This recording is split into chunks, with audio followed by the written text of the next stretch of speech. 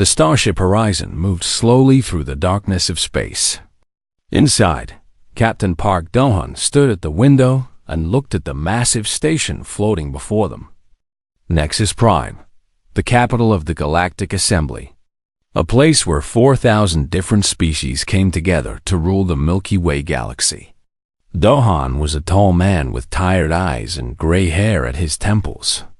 He had spent his whole life dreaming of this moment. Humanity had finally built ships that could travel faster than light. After centuries of looking up at the stars and wondering if they were alone, humans were about to meet their neighbors. Kim Yuna walked up beside him. She was younger than him, maybe 30 years old, with sharp eyes that never missed anything. She had spent 15 years learning every alien language that humanity had ever recorded.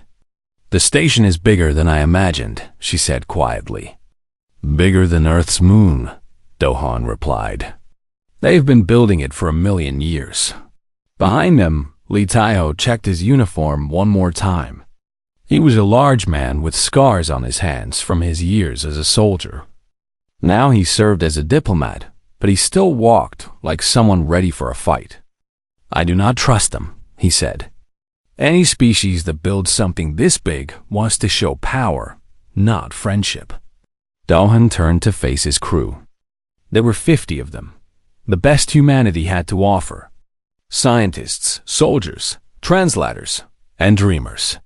They had traveled for 6 months to reach this place. "Remember why we are here," he said. "We come in peace.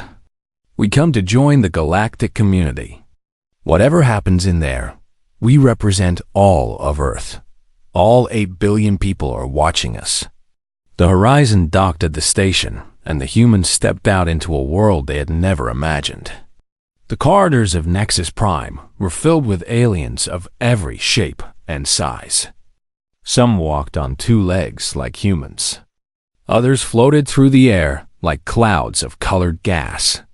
Some had bodies made of crystal that caught the light and sparkled. Others looked like giant insects with too many eyes. The aliens looked at the humans with curiosity, some with disgust. A few laughed, making strange sounds that Yuna's translator could not fully understand. A tall creature made of blue crystal approached them. It stood 3 meters high and moved without making any sound. "I am Thizin," it said in a voice like breaking glass. "High Arbiter of the Galactic Assembly. You are the humans." "We are," Do-hun said, keeping his voice steady. "Thank you for agreeing to meet with us." Thisan's crystal face showed no emotion. "The Assembly meets with all new species. It is our duty to evaluate them." The way he said evaluate made Do-hun uncomfortable. They were led through endless corridors to a massive chamber. The ceiling was so high that clouds formed near the top. Thousands of aliens sat in floating seats arranged in circles around a central platform. The noise of their conversations filled the air like thunder. When the humans walked onto the platform, the chamber fell silent. Thiessen floated to a position above them. The Galactic Assembly now evaluates species 7841, known as humans, from the planet Earth in the Sol system. A screen appeared in the air, showing information about humanity, their history, their biology, their technology. Do-hun watched as the aliens studied the data. He saw some of them shake their heads. Others made sounds that might have been laughter. "Average lifespan, 80 years, Thiessen read aloud. There was a murmur through the crowd, and Do-hun heard the word short repeated many times. Telepathic ability, none. Psychic potential, none. Physical strength, below galactic average. Technology level, early faster than light capability. Civilization age, 10,000 years. The murmurs grew louder. An insect-like creature with a body covered in black armor stood up. 10,000 years? My species was building starships when these creatures were still living in caves. Their lifespan is offensive, said a floating cloud of purple gas. How can any species accomplish anything meaningful in 80 years? They are barely more than animals. Dohan felt anger rising in his chest, but he kept his face calm. He had expected some resistance. He had not expected to be treated like an insect. "We request the right to speak," he said loudly. Thiessen looked down at him. "You may speak, human, though I do not know what you could possibly say." Dohan stepped forward. "You measure us by our years, but you have not seen what we do with those years. In 10,000 years, we went from stone tools to starships. We split the atom. We decoded our own genetics. We built machines that can think. We did all of this while fighting diseases, wars, and our own worst instincts. You say we live short lives. I say we live lives that burn bright." The chamber was silent for a moment. Then Thiessen spoke. "Pretty words. But words do not change facts. The assembly has standards. Species must meet certain requirements to join. You meet none of them." He raised one crystal arm. "The assembly has voted. Humanity is classified as a grade 7 minor species. You are denied membership, trade rights, and protection under galactic law." Taiho grabbed Dohan's arm. "This is wrong," he whispered fiercely. "I know," Dohan replied quietly. "Let me handle this." He looked up at Thiessen. "What must we do to prove ourselves?" "Give us a chance. Any chance." Thiessen seemed amused by this. "Very well. I will give you something no one else wants. The outer reaches. A region of dead systems at the edge of the galaxy. Settle there if you wish. Survive if you can. In 1,000 years, perhaps we will evaluate you again." More laughter from the crowd. The outer reaches were known as a wasteland. No resources. No habitable planets. Even pirates avoided it because there was nothing worth stealing. "We accept," Dohan said. The laughter stopped. Thiessen tilted his crystal head. "You accept? You understand what I am offering. It is nothing. Less than nothing. We understand. And we accept." As the humans were escorted out of the chamber, Yuna walked close to Dawn. "I accessed some of their data archives while they were busy mocking us," she whispered. "I found something. They are hiding something big. What is it?" "Something called the Void Tide. I do not know what it is exactly. But the Assembly has been preparing for it for 10,000 years. Whatever it is, it scares them." Dawn filed this information away. Right now, they had more immediate problems. On the journey back to Earth, the crew was quiet. 50 people who had left home as heroes were returning as failures. Or so they thought. Dahan gathered them in the main hall. "I know what you are feeling. I feel it too. But listen to me. They called us nothing. They gave us nothing. So we have nothing to lose." He looked at each of them. The outer reaches. Dead systems. Worthless rocks. That is what they see. But I see something else. I see a place where no one will bother us. A place where we can build without their rules. A place where we can become something they never expected. Taiho nodded slowly. "They dismissed us because we are different. But different is not the same as weak." Yuna smiled. "They have been around for 1,000,000 years. They've stopped changing, stopped growing. But we change every generation. We adapt. It is what we do." Dohan put his hand on the window, looking out at the stars.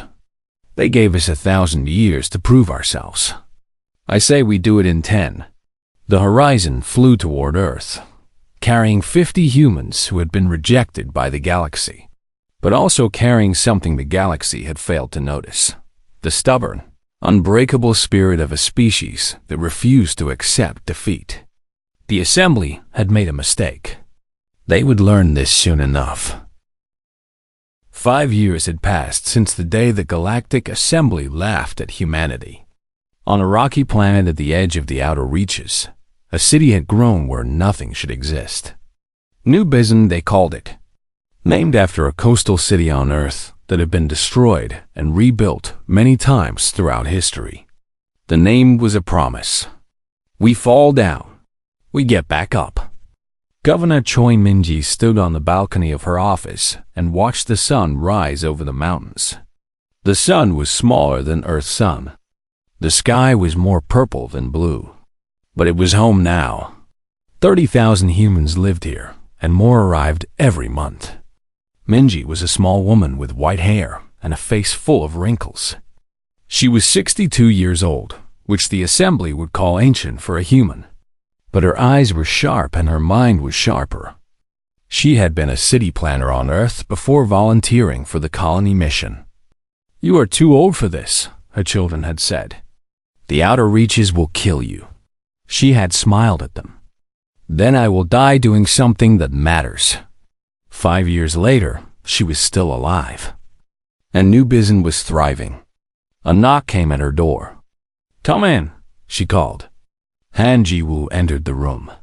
She was 23 years old, with messy hair and oil stains on her clothes. She looked like she had not slept in days, which was probably true. Ji-woo was the colony's best engineer, maybe the best engineer humanity had ever produced. She saw machines the way musicians saw music. "Governor, I finished it," Ji-woo said. She was holding a small device in her hands, no bigger than a book. "Finished what?" "The shield generator." Ji-woo set the device on the desk. The assembly said it was impossible. Their scientists proved it could not work 300 years ago. But I read their research and I found their mistake. They assumed that energy shields had to block all radiation. But what if they only blocked harmful radiation? What if they let some energy through and redirected the rest? Min-ji looked at the small device. "You are telling me this little thing can protect a ship? Not just a ship. A whole station. Maybe even a city."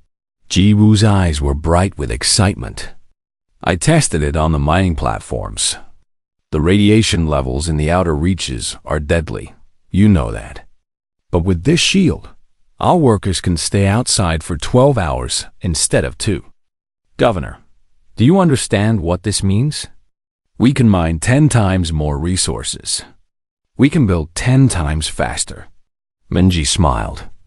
This was why she loved working with young people. They did not know what was impossible, so they did it anyway. "Good work, Ji-woo. Start production immediately." Later that day, Min-ji met with her council. They gathered in a small room with a round table. No fancy furniture. No decorations. Humans in the outer reaches did not waste resources on things that did not matter. Big Sunho was there, a large man with a thick beard and a laugh that could shake walls. He was 50 years old and had been a cargo ship captain all his life. When the assembly rejected humanity, he had seen an opportunity. Turns out, the galaxy is full of species the assembly threw away. He had told Min-ji 3 years ago. Refugees, outcasts, criminals, they all need someone to trade with. Why not us? Now his smuggling network stretched across 40 star systems. He brought in food, medicine, and technology from a dozen species. In return, he sold human goods, medicines that worked better than anything the assembly made, machines built with human creativity, and most importantly, hope. "Business is good," Sunho reported. "Too good. I cannot keep up with demand. The Krix outcasts want more antibiotics. The Valoran exiles want our entertainment programs. Apparently, they find human drama fascinating." Commander Kang Jie spoke next. She was 40 years old, with short hair and a scar across her left cheek. She led New Bizon's defense force, which was really just 200 soldiers and 12 old ships. "We need more weapons," she said. "The assembly ignores us, but pirates do not. I have fought off 3 attacks this month." "We cannot afford weapons," said Dr. Yoon-hoon. the colony's chief medical officer. She was a gentle woman with kind eyes, the opposite of GA in every way. We need that money for the hospital expansion. People are getting sick from the radiation. Even with Jiwoo shields, we need better treatment facilities. The argument went back and forth. This was how it always was. Too many needs, not enough resources. But somehow, they always found a way. Minji raised her hand, and the room fell silent. We will find solutions. We always do. But I have bigger news. She activated a screen on the wall. It showed a star map with a red wave moving across it. I received a message from our contacts in the assembly. Something is happening. Something they tried to hide. The room watched as the red wave consumed star after star. They call it the Void Tide, a swarm of creatures from outside our galaxy. They eat everything. Stars, planets, ships. Nothing stops them. GA leaned forward. How big is this swarm? Big enough to destroy 3 border systems in the last month. Big enough to make the assembly afraid. Sunho laughed, but there was no humor in it. The assembly? Afraid? Those arrogant fools have ruled the galaxy for 1,000,000 years. What could scare them? Extinction, Minji said quietly. The Void Tide is heading toward the core systems. Toward Nexus Prime. Their fleet went to stop it. She paused. The room was completely silent. They lost 1,000,000 ships. Destroyed in 17 hours. Nobody spoke for a long moment. Eon's hands were shaking. Jihee's face had gone pale. Even Sunho, who never seemed afraid of anything, looked worried. What does this mean for us? Jiwoo asked. She had been quiet this whole time, listening and thinking. Minji sighed. I do not know. The outer reaches are far from the Void Tide's path. For now. But if the assembly falls, there will be chaos across the galaxy. Refugees will flee in every direction. Some will come here. We cannot handle refugees, Jihei said. We can barely feed ourselves. We might not have a choice, Hound replied softly. If billions of people are dying, can we really turn them away? The council argued late into the night. There were no easy answers. There never were. But in her private office, Minji sat alone and thought about what was coming. The galaxy was about to burn. The assembly that had rejected humanity was about to face something it could not defeat. And humanity, forgotten in the outer reaches, might be the only ones in a position to help. She thought about Park Dahan's words from 5 years ago. They gave us nothing to lose. Now she understood what he meant. The assembly's arrogance had pushed humanity to the edges of the galaxy, far from the coming storm. Their cruelty had forced humans to become stronger, more independent, more resourceful. They had tried to bury humanity. They did not realize they were planting seeds. The next morning, Minji received another message. This one was official, stamped with the seal of the Galactic Assembly. She read it twice, then laughed out loud. The assembly was asking for help. The same assembly that called humans primitive. The same assembly that said humanity had nothing to contribute. Now they were begging every species in the galaxy to send ships, soldiers, anything. They ignored us when they were strong, Minji said to herself. Now they need us when they are weak. She thought about what to do. Her heart wanted to refuse. Let them suffer. Let them learn what it feels like to be dismissed. But her mind knew better. If the Void Tide was not stopped, it would eventually come for humanity too. There would be nowhere left to run. She called another council meeting. We have a decision to make, she told them. And whatever we choose, it will shape humanity's future forever. The debate was about to begin. The council room was full of angry voices. Governor Choi Minji sat at the head of the table and listened. She had read the assembly's message 3 times. Now she watched her people fight about what to do. Commander Kang Jie was standing, her hands flat on the table. They called us animals. They laughed at us. They threw us into the outer reaches to die. And now they want our help? She shook her head. I say we let them burn. Dr. Yoonhound spoke quietly, but her words cut through the noise. I understand your anger, Jie. I feel it too. But think about what you are saying. Billions of innocent people will die. Mothers, children, beings who never did anything wrong to us. Innocent? Sunho crossed his arms. Were they innocent when their leaders looked at humans and saw nothing? They sat in that assembly and agreed with Thiessen. They all voted to reject us. They were following their culture, Ham replied. A culture that taught them to judge species by numbers. Lifespan, telepathic ability, physical strength. They were wrong, yes.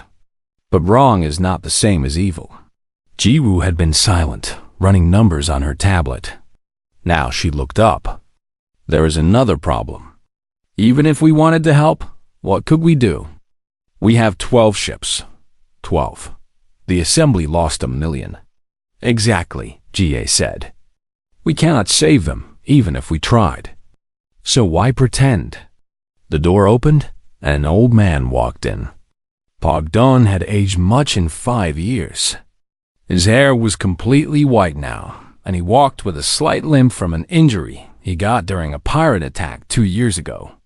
But his eyes were still sharp, still full of the fire that had made him Earth's first interstellar captain.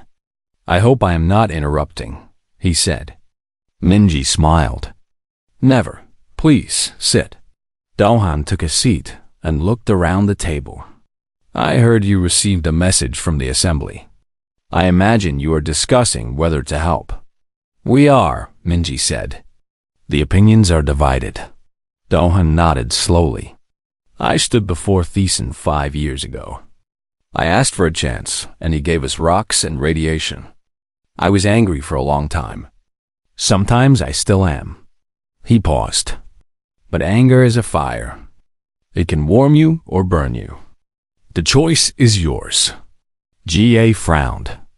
So you think we should help them? After everything? I think we should be careful about making decisions from anger. Anger is temporary. Consequences are forever. He looked at Jie directly. You are a soldier, Commander. You understand strategy. What happens if the Void Tide destroys the assembly? Where do you think they will go next? Jie was quiet for a moment. They would spread across the galaxy. Eventually, they would reach us. Eventually, Dohan agreed. Maybe in a year. Maybe in 10. But they would come.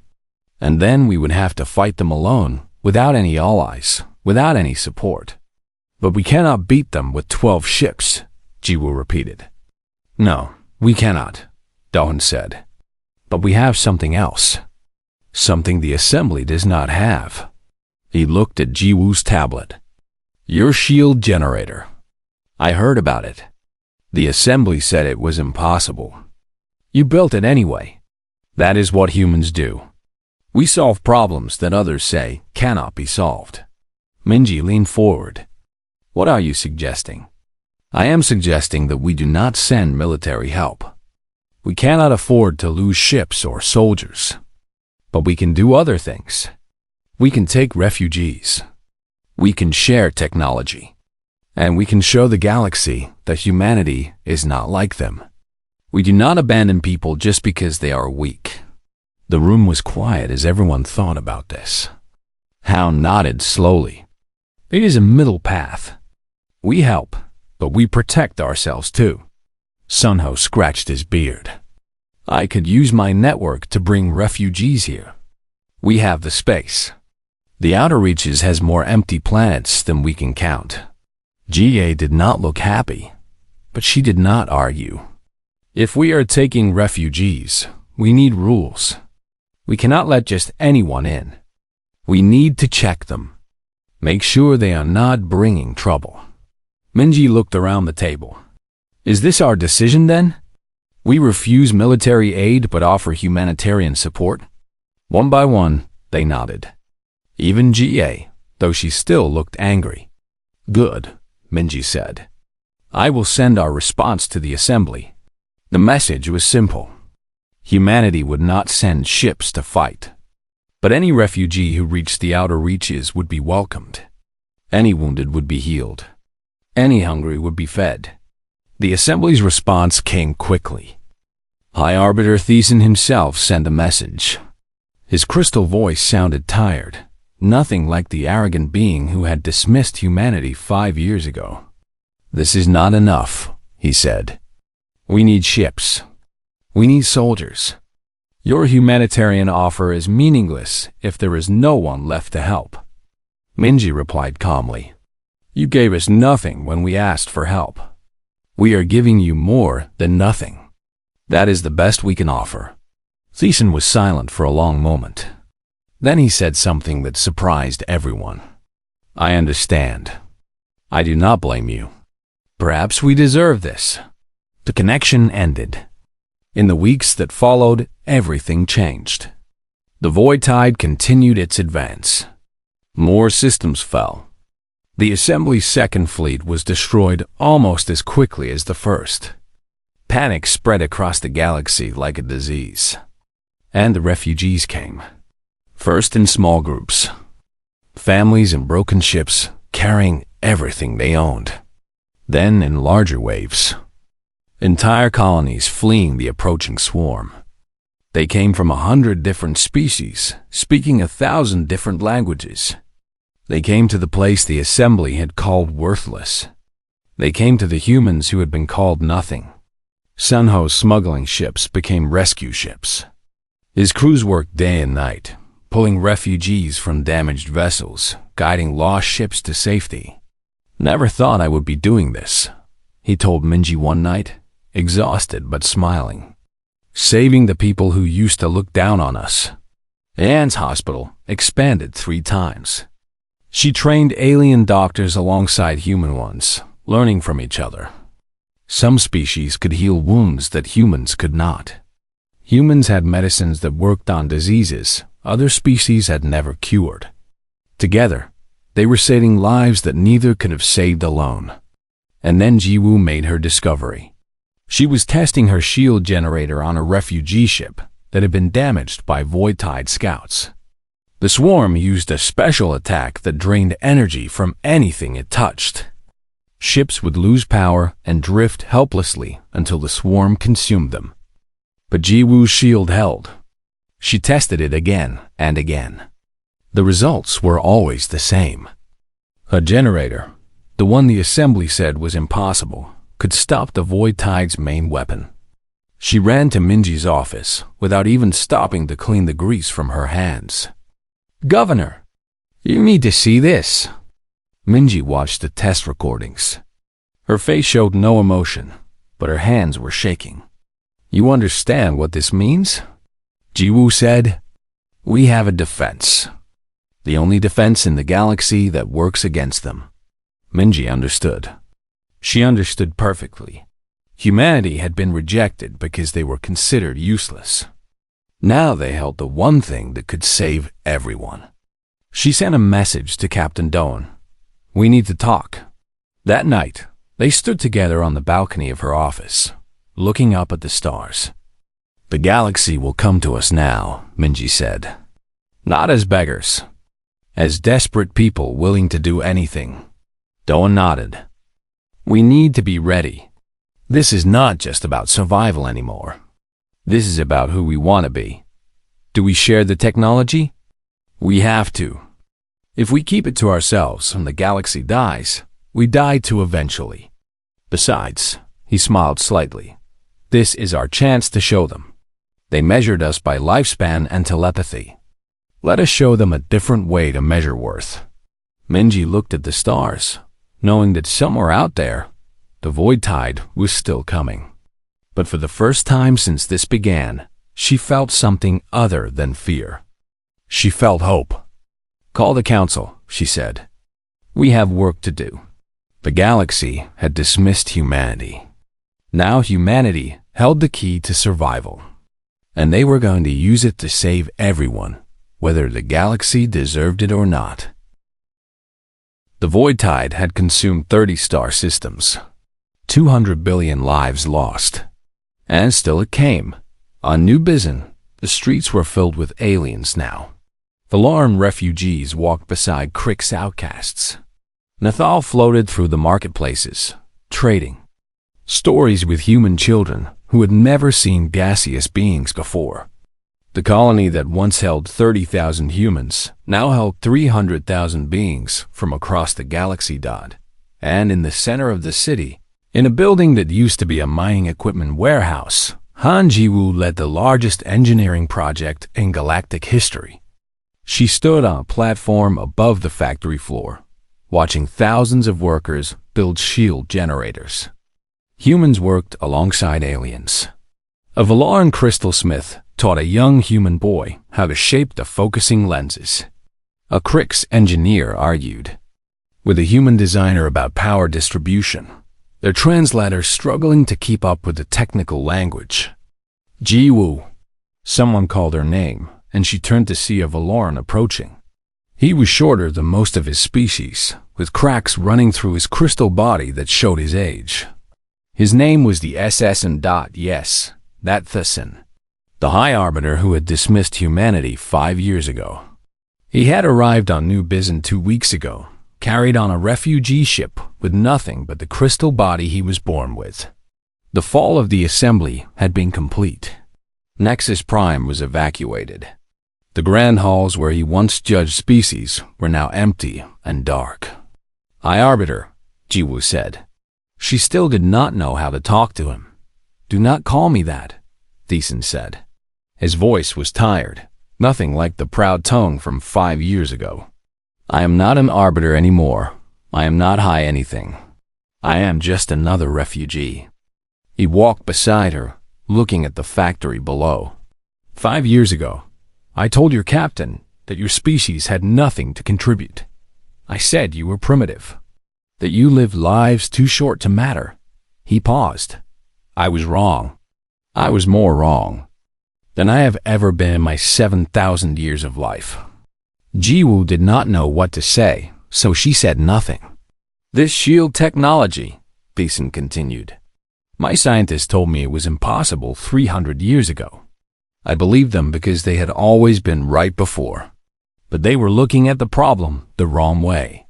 You looked at it differently, and you solved it. He turned to face her. That is what we never understood about humans. You do not accept impossible. You treat it as a challenge.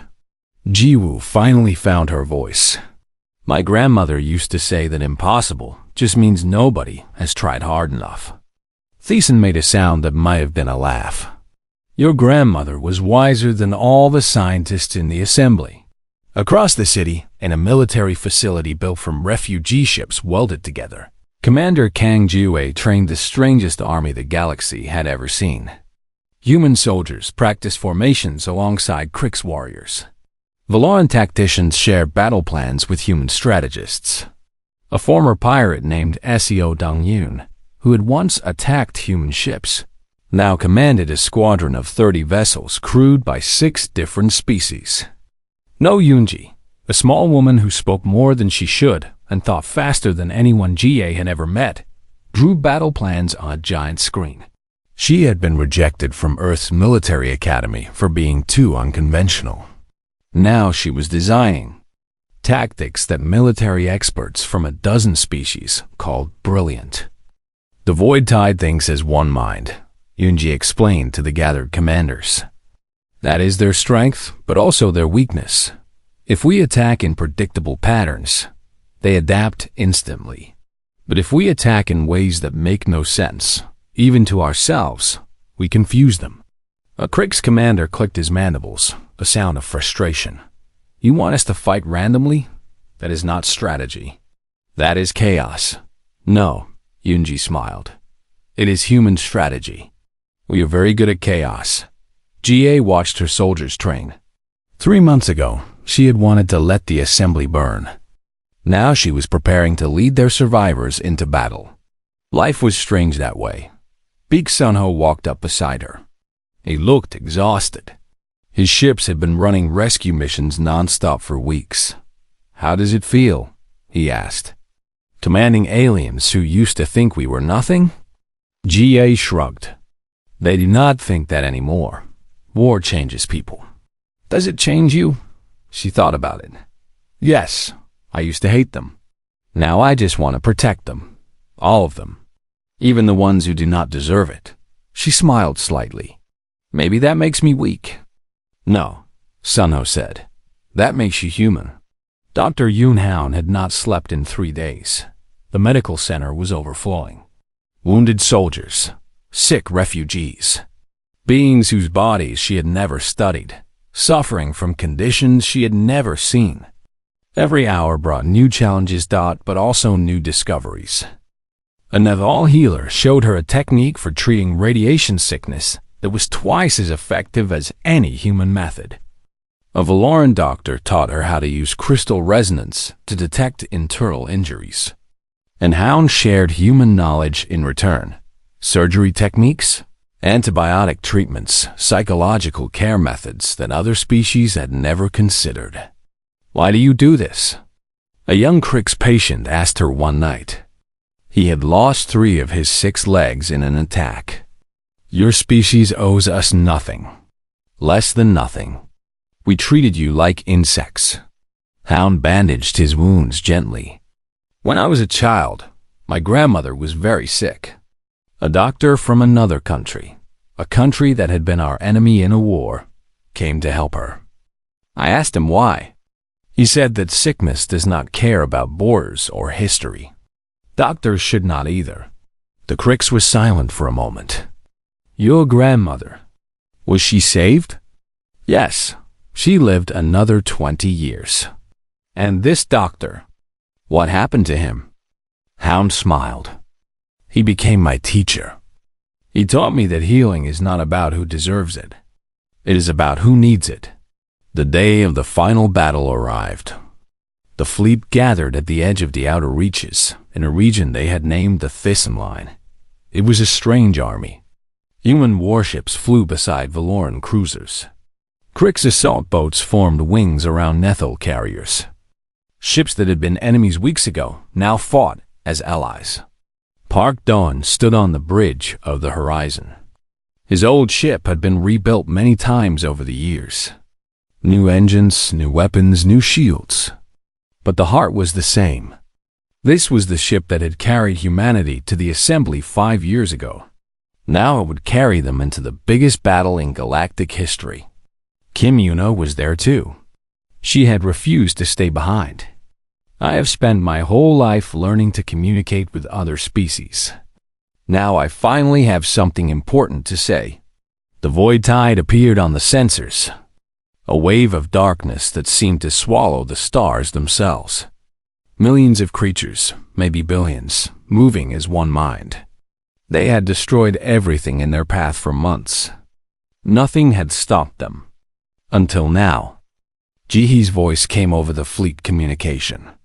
"All ships, activate shields." Across the fleet, 10,000 shield generators powered on. Jiwoo's impossible technology, built by humans and aliens working together, created a wall of energy that stretched across the stars. The void tide attacked. Their energy-draining assault hit the shields and stopped. For the first time in their advance across the galaxy, the swarm's main weapon failed. "It is working!" Jiwoo shouted from her position on the command ship. "The shields are holding." But the void tide was not stupid. It was a hive mind that had consumed countless civilizations. It began to adapt, probing for weaknesses, changing its tactics. The battle became chaos. Ships exploded. Shields flickered. Thousands died in the first hour. Yunji's strange tactics confused the swarm, buying precious time. Sunho supply ships kept the fleet fueled and armed, running dangerous routes through the battle. Eon's medical ships pulled wounded crews from damaged vessels, saving lives that would have been lost. But it was not enough. The void tide was too big, too hungry, too relentless. Dohan saw the battle turning. The swarm was learning faster than they could adapt. Soon it would overwhelm them. He opened a channel to every human in the fleet. "We were told we were nothing," he said. "That we lived too briefly, thought too slowly, dreamed too small. But look at us now. We are standing where gods feared to stand. We are dying beside people who once despised us. And we are not running." He paused, looking at the swarm filling the view screen. "Today, we show them what humanity means. Today, we burn so brightly that the void itself will remember our names." He ordered the horizon toward the heart of the swarm. The ship's cargo hold contained an experimental weapon, something Jiwoo had built in secret. A bomb that would tear a hole in the swarm's collective mind. But someone had to deliver it manually. Someone had to fly into the center of the swarm and detonate it from inside. Someone who would not come back. Yuna grabbed his arm. "Dawn, no. There has to be another way. There is not." He looked at her, and his eyes were peaceful. "I have lived a good life, Yuna. Short by galactic standards, but good. If this is how it ends, then it ends well." The horizon flew into the darkness. The swarm closed around it like a living thing. Alarms screamed. Hull breaches opened. Crew members fell. But the ship kept flying. In the center of the swarm, where no light reached, Park Do-han activated the weapon. The explosion was silent in space, but the effect was not. The swarm screamed in a frequency that every species could feel. Its collective mind shattered. Its coordination broke. Millions of creatures that had moved as one suddenly became millions of confused individuals. The fleet attacked. Without their unity, the void-tide creatures were weak. They fell by the thousands, then by the millions. They fled back toward the darkness between galaxies, leaving behind the wreckage of their invasion. The galaxy was saved, but the horizon was gone. Park Do-han was gone. On the command ship, Yuna stood at the view screen, tears running down her face. Around her, humans and aliens celebrated, hugged, cried together. The battle was over. They had won. But she felt no joy, only loss. Minji's voice came over the communication system. "Captain Park Do-han gave his life to save us all. He was the first human to represent us to the galaxy. Let him not be the last we remember." Across the fleet, on ships from 100 different species, beings who had once called humans, nothing bowed their heads in silence. For a man who had taught them what humanity truly meant. 1 year had passed since the Battle of the Thesan Line. Nexus Prime had been rebuilt. The great station floated again among the stars, its corridors filled with beings from across the galaxy. But it was not the same place it had been before. The old assembly halls stood empty, preserved as a museum to remind future generations of what arrogance could cost. The new government met in a different building. They called themselves the United Galactic Compact, and their council chamber was designed by humans. It was circular, with no throne, no high seats, no positions of superiority. Everyone sat at the same level. Everyone's voice carried the same weight. Choi Minji walked through the corridors on her way to the opening ceremony.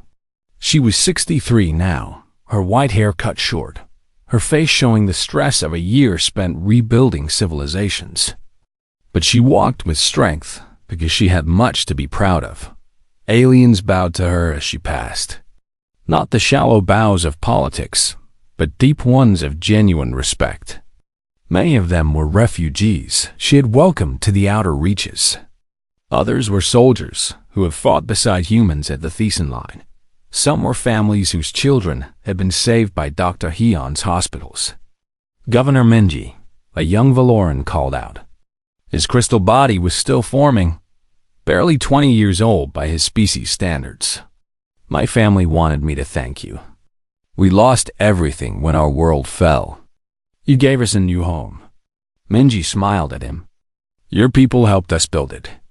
Thank your own hands, too. The council chamber was filled with 10,000 delegates from across the galaxy. Valorans and Crix and Nethel and 100 other species sat together in seats that have been designed to fit every body shape. Floating translation devices ensured everyone could understand everyone else. Minji took her place at the central podium.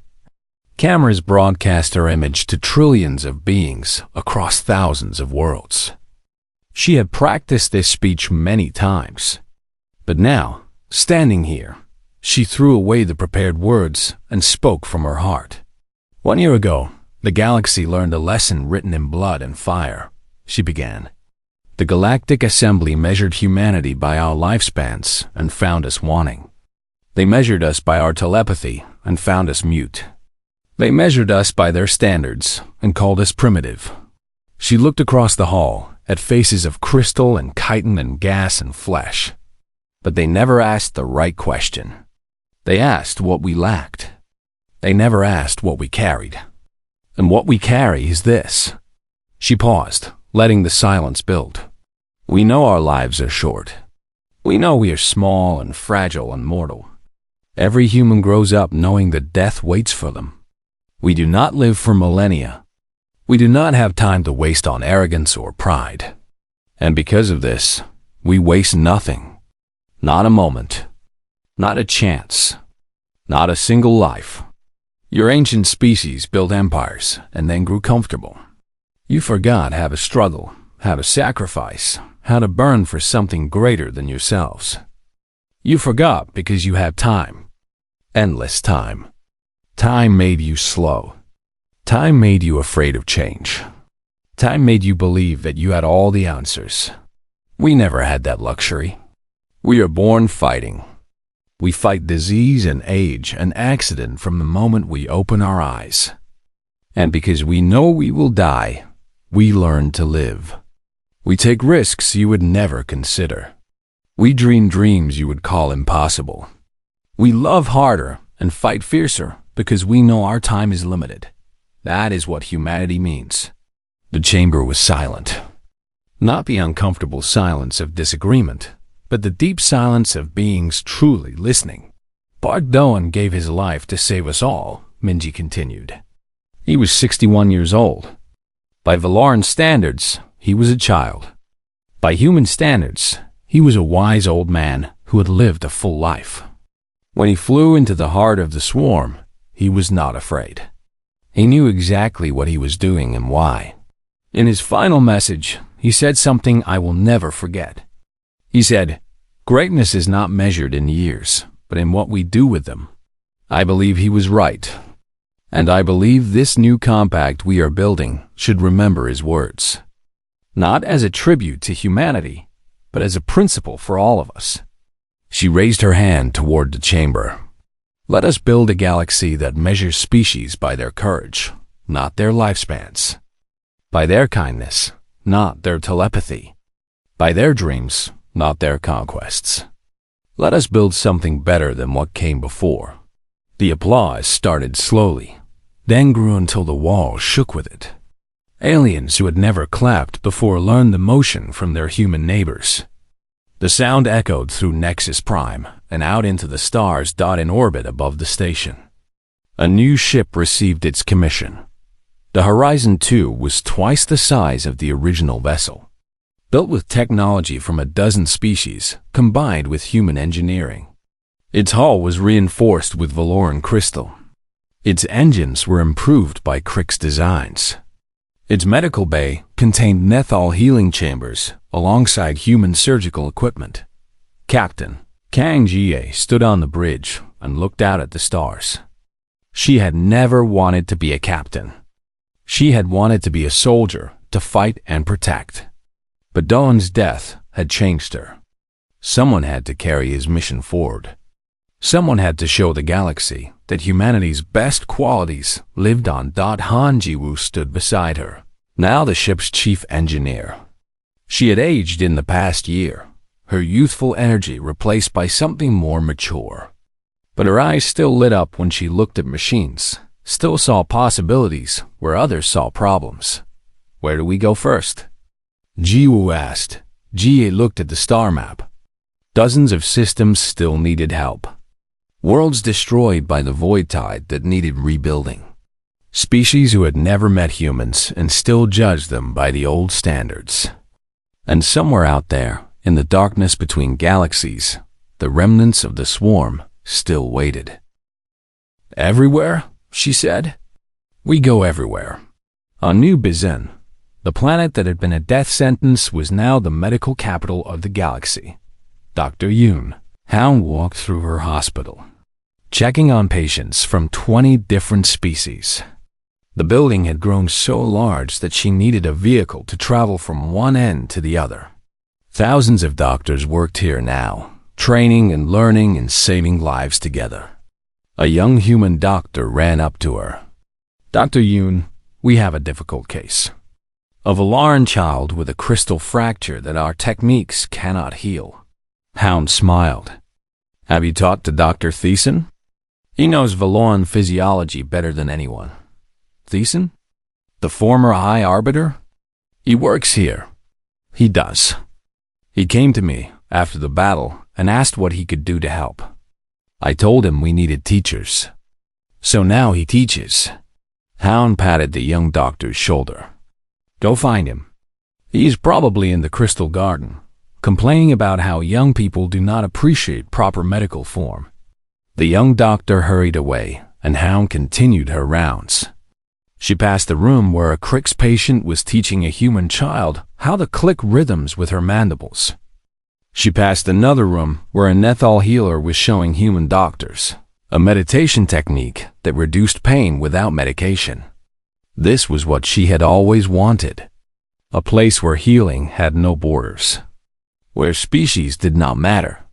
Where the only question was who needs help. Big Sunho never went back to smuggling.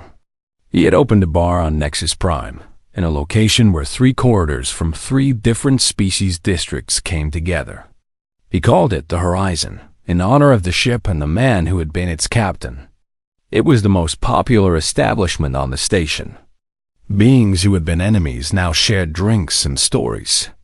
Old Valaran elders traded jokes with young human pilots. Crix warriors arm-wrestled anyone brave enough to try. Nethal poets performed works in languages no one understood, but everyone applauded anyway.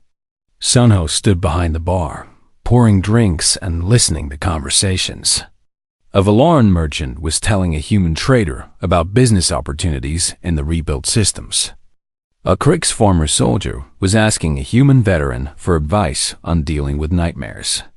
A young Nethal was trying to explain human humor to their confused parent. You look happy, Kim Yuna said, sliding onto a stool. Sunho smiled. I spent my life moving cargo between stars. Now I move stories instead. It is a better trade. Yuna ordered a drink. She had not recovered from Dolhan's death. Maybe she never would. But she had found purpose in the grief. She now led the Compact's communication division, working to ensure that every species could understand every other species. Misunderstanding had nearly destroyed the galaxy once. She would not let it happen again. He would be proud, she said quietly. Of all of this. He would, Sunho agreed. But he would also tell us to stop looking back and start looking forward. That was his way. Yuna laughed, and for a moment, the grief lifted. He always said the best view is through the front window, not the rear one. On New Bizin, in a quiet memorial garden, a statue of Park Doan stood facing the stars. The statue showed him as he had been in life. Tall, tired, but unbroken. His hand was raised toward the sky, reaching for something no one else could see. Around the base, beings from every species came to pay respects. They left flowers and crystals and energy offerings, tokens from cultures across the galaxy. The inscription at the base was simple. He taught us that greatness is not measured in years, but in what we do with them. Governor Minji visited every evening, when the crowds had gone and the stars came out. She would stand before the statue and talk to him like he was still alive. She would tell him about the day's problems and victories, about the refugees who were finding new homes, about the children who were growing up in a galaxy that valued them. "We did it, Dawn," she said one night. "Not just surviving, not just proving them wrong. We changed things, really changed them." The statue did not answer, but Minji felt something anyway. A warmth that might have been memory or might have been something more. She looked up at the stars. Out there, the Horizon 2 was beginning its mission. Out there, humans and aliens were building a future together. Out there, the galaxy that had once dismissed humanity was learning to see things differently. Humanity had been rejected. Humanity had been forgotten. Humanity had been given nothing. And they had used that nothing to save everyone. Because that was what humans did. They reached for the stars. And they did not stop reaching until they touched them. The end.